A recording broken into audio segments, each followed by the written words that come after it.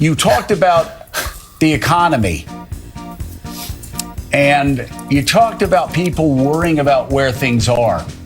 This is the perversion. Welcome to this week's Wacky Moments of Leftist Extremism.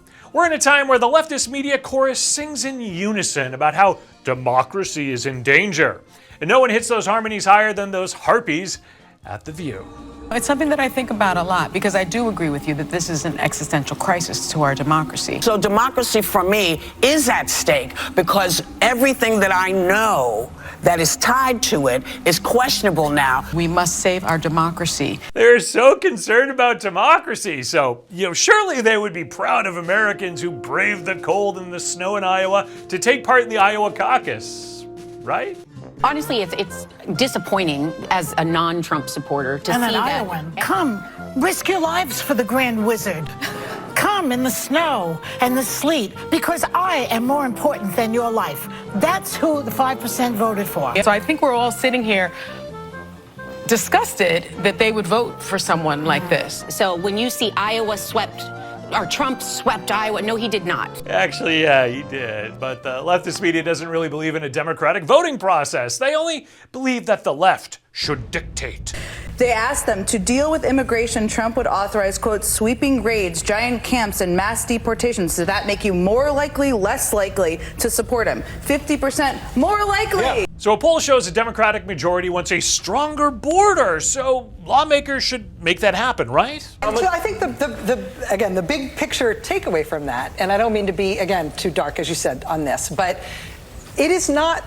If we are worried about the rise of authoritarianism in this country, we are worried about potential rise of fascism in this country. If we're worried about our democracy falling to an authoritarian and potentially fascist form of government, the leader who is trying to do that is part of that equation. Mm-hmm. But people wanting that is a much bigger part of that equation.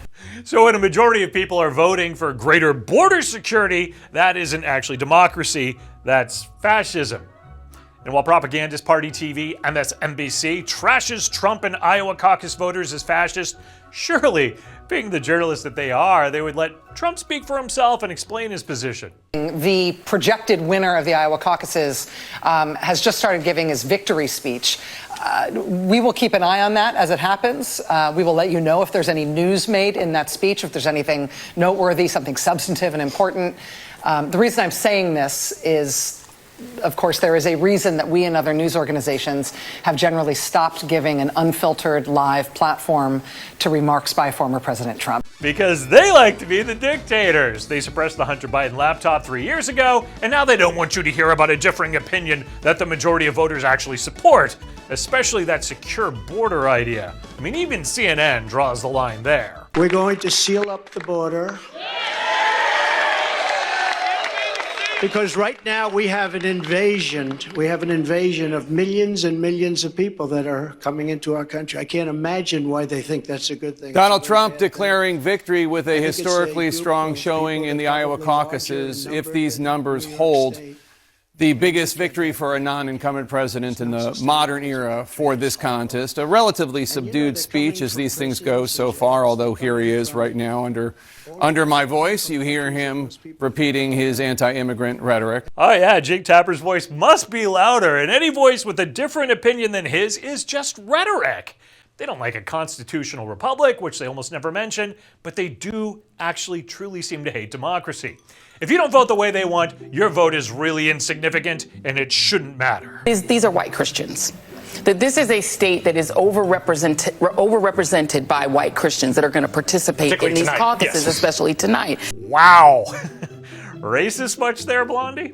When you believe that God has given you this country, that it is yours, and that everyone who is not a white conservative Christian is a fraudulent American, is a less real American, then you don't care about electability. It's amazing. Joy even knows what those dirty white Christian Iowans think.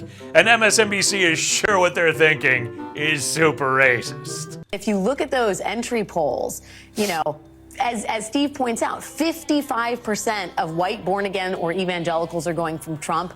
That is an exponential increase from 2016. So support for him is increased, but it couldn't possibly be because the last few years under Biden have been terrible. No, it absolutely couldn't be that. You talked about the economy, and you talked about people worrying about where things are. This is the perversion. So now it's a perversion to realize that inflation is high and that the economy was actually better before Joe took office. America's economy is stronger than it's been in a long, long time. Our military is stronger than it's been in generations.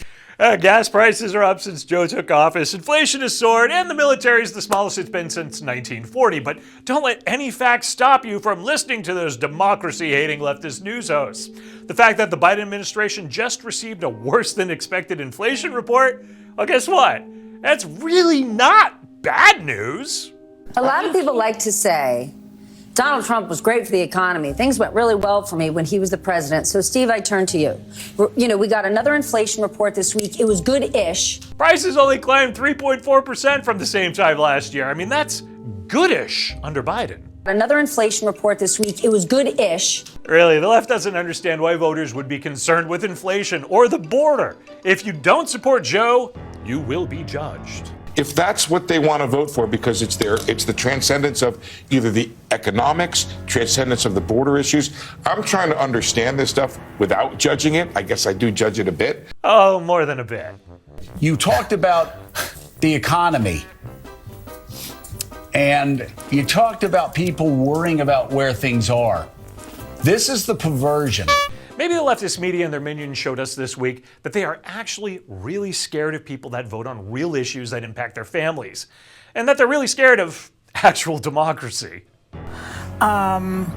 Michelle Obama says she's terrified, as we are, about the potential outcome of the election. They're terrified that their propaganda is not working. So let's keep them afraid.